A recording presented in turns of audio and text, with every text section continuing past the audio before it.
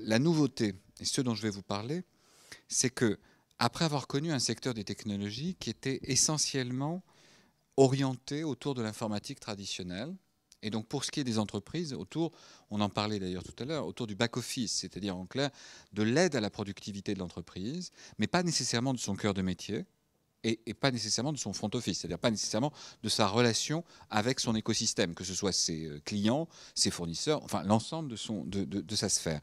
Là, ce que l'on voit, et ce dont nous parlions avant de commencer, c'est que la nouveauté de ces toutes dernières années, c'est que les technologies numériques sont en train de faire basculer l'ensemble des secteurs industriels et s'intégrer au cœur de leurs problématiques métiers.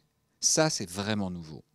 Et donc, je vais essayer de vous expliquer ce en quoi l'évolution des usages, là encore, l'Internet est un animal relativement ancien maintenant à l'échelle humaine, puisqu'il a presque 40 ans, un peu plus de 40 ans. Le web est une créature qui est un peu plus récente, un peu plus de 25 ans maintenant. Euh, et, euh, et l'Internet mobile, encore plus récent d'un point de vue usage, même s'il existe techniquement depuis plus de 15 ans, la réalité, c'est que l'Internet mobile a 5 ans. Et à 5 ans avec les terminaux tactiles tels qu'on les connaît. Et donc, il s'est trouvé que l'ordinateur, qui était le cœur de la galaxie numérique des citoyens jusqu'à une période très récente, l'Internet tel que nous le connaissons aujourd'hui, Dominique Roux le rappelait, plus de 2 milliards d'utilisateurs, euh, essentiellement était orienté vers les ordinateurs. Mais le prochain milliard, ou je dirais peut-être même mieux, les prochains milliards d'internautes seront des mobinautes et commencent déjà à l'être. 50% des Français sont équipés de smartphones, et comme on dit en bon français, and counting. Et on sait très bien que ça va encore aller plus loin. Donc ça, je dirais, c'est une variation de terminal. On pourrait se dire, après tout, un terminal mobile, qu'il s'agisse d'une tablette ou d'un téléphone ou d'un smartphone, ça reste malgré tout un ordinateur, ce qui est vrai. Mais il s'est produit quelque chose de profondément différent dans l'usage, c'est que l'ordinateur induisait une posture quasiment autiste. C'est-à-dire quand vous êtes devant un ordinateur, à peu de choses près, vous ne faites pas grand-chose d'autre. La nouveauté des terminaux mobiles, c'est qu'on fait tout pendant que l'on utilise son terminal mobile. Ou plutôt le contraire. On a sa vie et à un moment donné, elle peut être agrémentée, les techniciens disent augmentée, par de l'information qui vient du terminal mobile. Qui n'a pas, dans le courant d'une conversation, vérifié qui sur Google, qui sur Wikipédia, une source d'information, ou sur IMDB ou autre chose pour ce qui est du cinéma, c'est devenu un geste quotidien.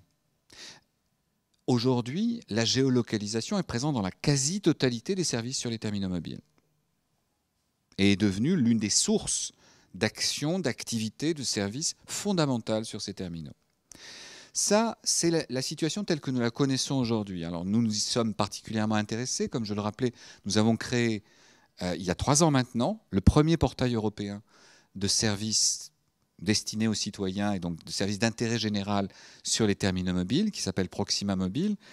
Et il s'est trouvé effectivement que nous l'avons créé en amont de pratiquement 1 an et demi par rapport à notre équivalent américain, apps.usa.gov. Il n'est pas si fréquent que nous ayons des initiatives nettement précurseurs dans ces domaines. Et ça a été le cas. Et nous avons le plaisir d'avoir été contactés par plusieurs gouvernements étrangers. Le gouvernement tunisien nous a demandé de recréer un portail pour des applications mobiles pour les citoyens. Le gouvernement indien nous a contactés, à notre grand plaisir. Et plus récemment, le gouvernement canadien, qui souhaite aussi créer des applications mobiles et créer un portail, sachant que c'est devenu une chose évidente. Aujourd'hui, dire on développe des applications pour les citoyens dans tous les domaines, sécurité, santé, tourisme, éducation, ça paraît évident. Pour tout vous dire, le rapport qui a permis de monter le portail Proxima, le rapport qui portait ce nom d'ailleurs, a été remis au gouvernement en 2003, à M. Xavier Darcos à l'époque. À l'époque, on m'a littéralement traité de fou. On m'a dit, mais attendez, vous n'y pensez pas, aujourd'hui ça s'appelle Windows CE, les terminaux mobiles, personne ne les utilise, c'est totalement inutilisable, c'est vrai. Et il s'est trouvé qu'il a fallu attendre 2007, 2008, avant que le grand public ne sache véritablement ce que pouvait être l'Internet mobile. Je reviens à ces évolutions. Aujourd'hui, on a assisté à ces révolutions pour une raison fondamentale. Et je crois qu'il faut que vous ayez véritablement, vous, acteurs, qui seraient confrontés à ces problématiques, tant en termes d'enseignement qu'en termes d'usage et de métier dans vos activités respectives, la révolution est née d'un mot, ergonomie, simplicité. Je dirais même mieux, quand on regarde, pour ce qui est effectivement des 20 dernières années, les grands changements qui ont été les grandes réussites industrielles, elles sont nées, ou ils sont nés, ces changements, pardon, de grands changements ergonomiques, de bouleversements ergonomiques. Qui se souvient de MS-DOS? Peu de gens, en tout cas je l'espère pour vous. Beaucoup de gens se souviennent de Windows, qui était effectivement, après le Mac, qui était effectivement le système qui intégrait les menus icônes souris. J'ai connu cette époque bien heureuse où les ingénieurs d'IBM disaient menu icône souris, donc l'interface graphique des ordinateurs, c'est un jeu pour les enfants. Nous sommes des gens sérieux chez IBM, nous n'utilisons pas la souris. Ça, c'est pour les enfants. Nous utilisons la ligne de commande pour programmer des ordinateurs. Et nous parlons là du tout début des années 80. Tout début des années 80. Donc les choses ont évolué heureusement. Le web a constitué une rupture économique massive par rapport à l'Internet, qui était essentiellement un Internet de scientifiques, qui utilisait là encore des écrans à affichage vert pour utiliser la ligne de commande, des services dont le nom ne vous dira plus rien aujourd'hui, peut-être pour les plus âgés d'entre nous. Gopher, Waze, Veronica, des services totalement inutilisables pour une personne normalement constituée, hormis avoir Bac plus 8 et être informaticien depuis l'âge de 13 ans, et encore. Donc vous voyez, typiquement, ce sont ces changements, et plus récemment donc le tactile, qui a réinventé une grammaire d'usage. On dit qu'il a réinventé une grammaire gestuelle. C'est-à-dire que le tactile a permis de créer des gestes autres que ceux de l'ordinateur. L'ordinateur, c'est la souris, les menus, la navigation dans les menus et les actions qui permettent effectivement de rentrer dans les fonctions. Ça reste très compliqué pour, en gros, 15% des gens.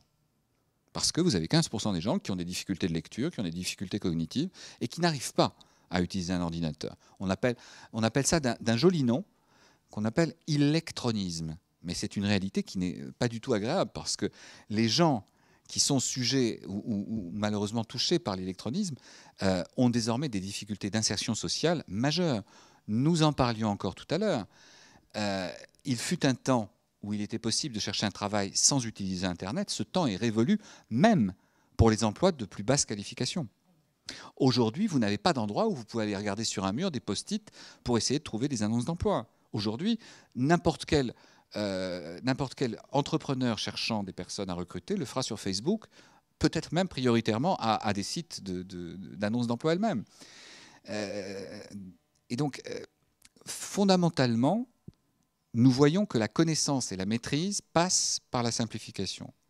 Je vous parlais de grammaire gestuelle. Le simple geste de taper 2 fois, de zoomer sur un contenu, est devenu une chose évidente.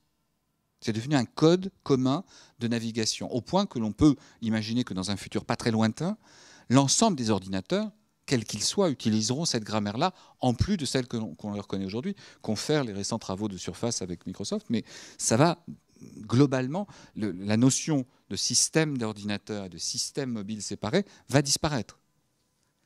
Et ce n'est, là encore, que le début. Nous arrivons effectivement à un moment où nous utilisons une petite machine à la puissance d'ordinateur dans notre main. L'étape d'après, avant de parler des étapes de science-fiction, ou pas de science-fiction, mais en tout cas de prospective proche avec les Google Glasses, les nouveaux systèmes dits de réalité augmentée, qui sont l'expression grand public de technologies qu'on utilise dans le domaine militaire depuis très longtemps. La visée dite tête haute est une chose que les militaires et les pilotes de chasse utilisent depuis presque 30 ans. Donc c'est une chose ancienne, mais cela va passer dans le grand public avec un impact sur la vie privée, un impact sur les relations entre les personnes qui sera considérable. J'en reviens effectivement à ces changements. L'un des principaux changements dont je vais vous parler maintenant, c'est le fait que le mobile crée les conditions d'existence d'une nouvelle génération d'usages que l'on appelle les objets connectés. Aujourd'hui, les objets connectés sont des ordinateurs. Bientôt, les objets connectés seront beaucoup d'autres choses que des ordinateurs.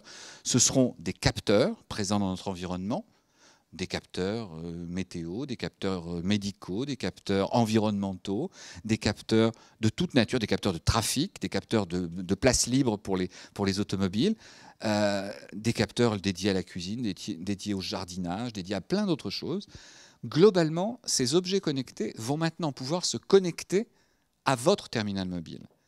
C'est une nouveauté majeure. Pourquoi? Parce qu'auparavant, quand vous faisiez un objet dans tous les secteurs, prenons un exemple, un objet sérieux, médical, un échographe.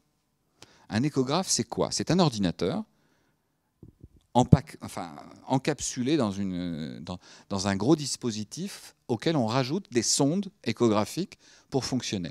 Et l'ensemble dispose d'un logiciel d'affichage sur l'écran en question, et donc qui permet au médecin, à l'échographiste, d'explorer les images reçues. L'ensemble vaut plusieurs dizaines, plus fréquemment plusieurs centaines de milliers d'euros. Il se trouve qu'on est capable maintenant de faire des sondes connectables à des tablettes pour 1/50e du prix des échographes existants, pour un résultat, vu de l'utilisateur, quasi identique. Pourquoi? Parce que toute l'intelligence est dans la tablette ou dans le terminal mobile, et que l'objet devient juste le capteur rapporté. De plus, on utilise des logiciels standards, on n'a pas besoin, comme c'était le cas pour les grands fabricants d'appareils médicaux comme General Electric, Siemens, Nokia et d'autres, on n'a pas besoin de tout réinventer, on n'a pas besoin de réinventer la roue à chaque génération de machines. Donc globalement, il y a un existant qui est considérable, donc un standard, et derrière, on a effectivement une capacité à utiliser des technologies de moindre coût, alors qu'auparavant, la personne qui développait les appareils médicaux avait tout intérêt à avoir une clientèle captive, des logiciels extrêmement chers, des mises à jour extrêmement coûteuses, et évidemment, tout cela sur un parc extrêmement restreint. Là, on voit que dans le domaine médical, pour ce qui est du professionnel, dans le domaine de l'accompagnement de la santé, ce que nous appelons dans notre jargon la M-santé, c'est-à-dire la santé mobile dans les mains des citoyens, c'est-à-dire tous les appareils médicaux qui seront liés à la forme, au bien-être et à la prévention des pathologies. Pourquoi? Parce que ces appareils peuvent suivre la personne, parce qu'ils seront sur elle. Je vais vous en montrer un, puisque je l'ai dans la poche, si je n'ai pas oublié de le prendre. Vous voyez, j'ai fait une promesse de Gascon. Ah non, je l'ai. Ceci est un coach personnel. Alors vous vous direz, qu'est-ce que c'est qu'un coach personnel? C'est une machine qui suit l'ensemble des déplacements de la personne dans la journée. Elle va vous dire que depuis ce matin, j'ai effectué 2,15 km de marche. J'ai brûlé 1327 calories. Et j'ai marché 2794 pas. Et j'ai monté 2 étages.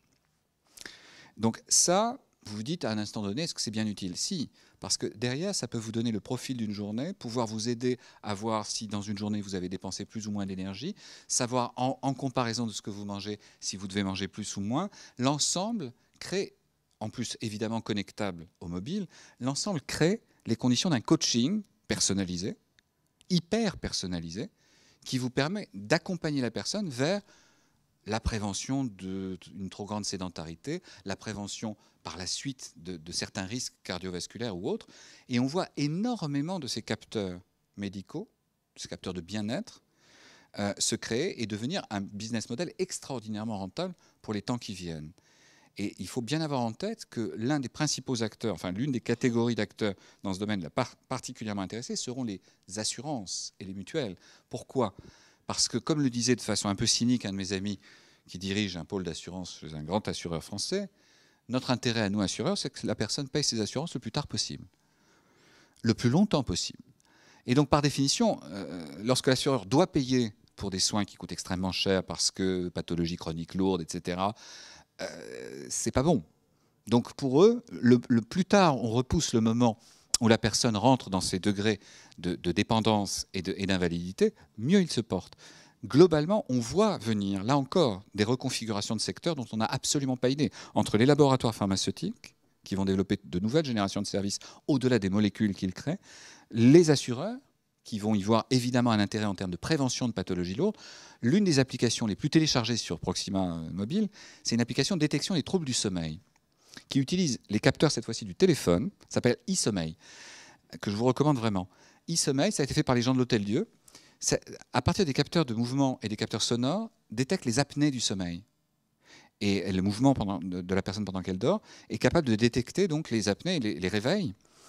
Et l'ensemble, effectivement, d'abord est maintenant utilisé par près d'1 million de personnes, mais surtout, c'est une pathologie qui est peu connue du grand public, 5 millions de personnes touchées en France, des troubles conséquents derrière cardiovasculaires, respiratoires, troubles de vigilance, accidents au volant, parce que troubles de vigilance, etc.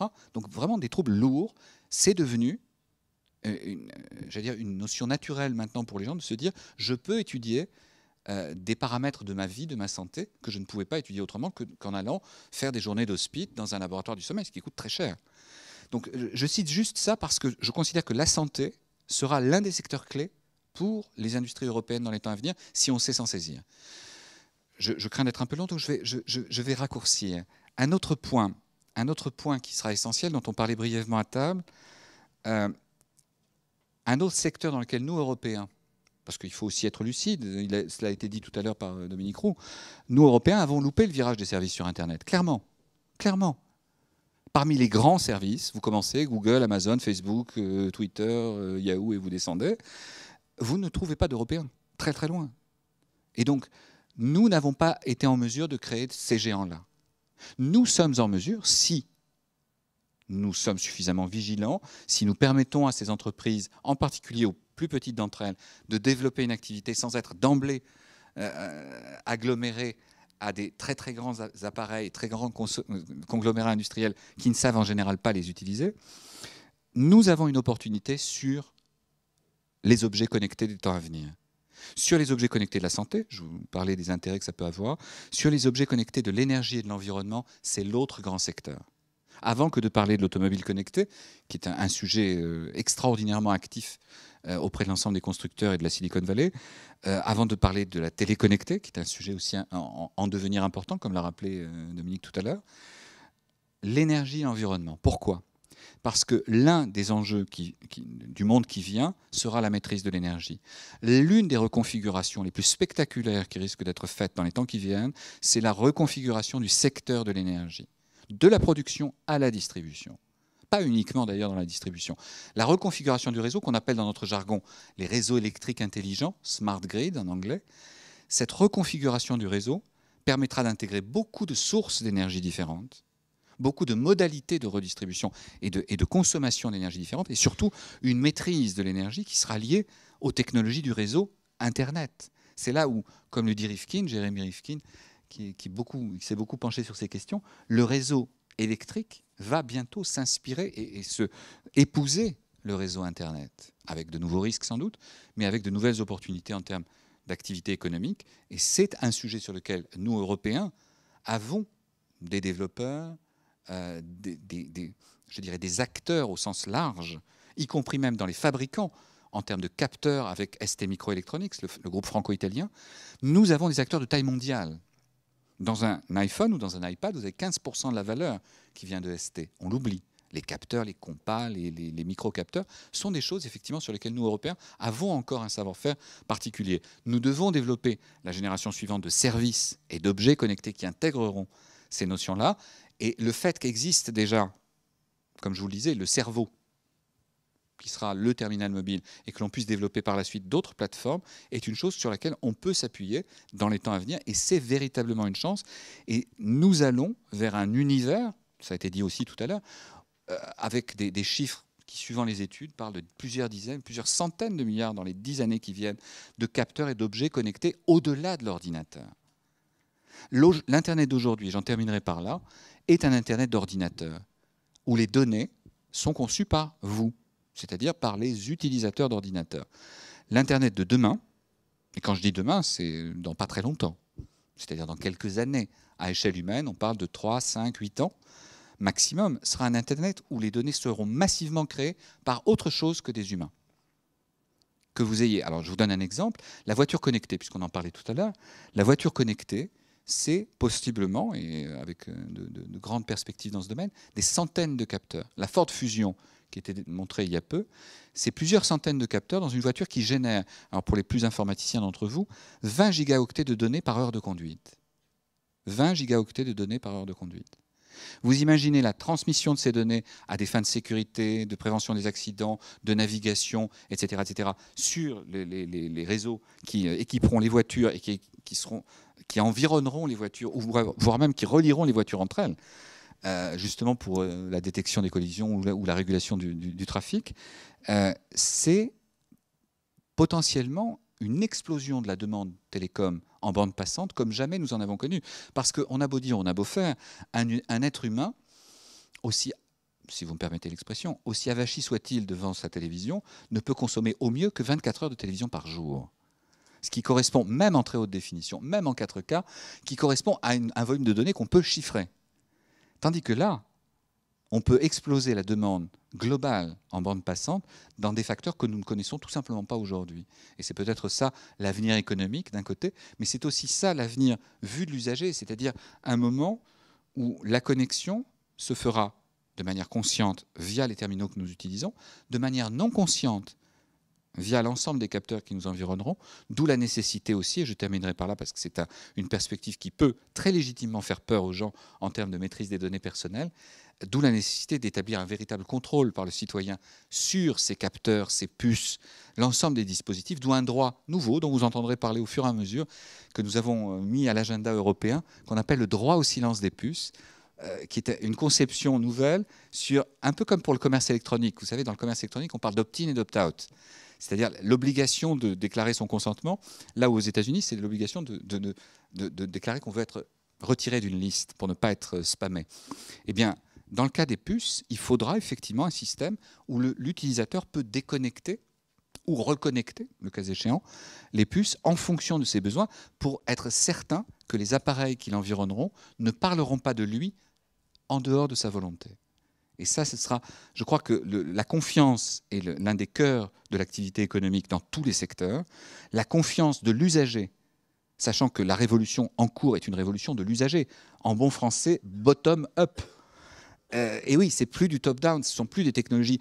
Les technologies, par exemple, vues de l'État ou même vues du secteur sanitaire top-down, ça a donné en gros des échecs, c'est-à-dire des technologies comme le dossier médical personnel qui n'ont jamais décollé, etc., etc. Là, on a besoin de technologies qui viennent de l'utilisateur, qu'il prend au sens étymologique du terme entre les mains. Et ces technologies, il doit avoir confiance en elles, sinon, à un moment donné, il y aura un clash, d'où le problème avec les Google Glasses, que même les législateurs américains sont en train d'examiner en disant « faites attention, nous ne voulons pas que la vie privée soit une chose du passé », quoi qu'en dise Google, qui a souvent eu des déclarations un peu fracassantes sur la fin de la vie privée. La vie privée fera partie intégrante du modèle économique des activités à venir. Sur ce, je vous remercie.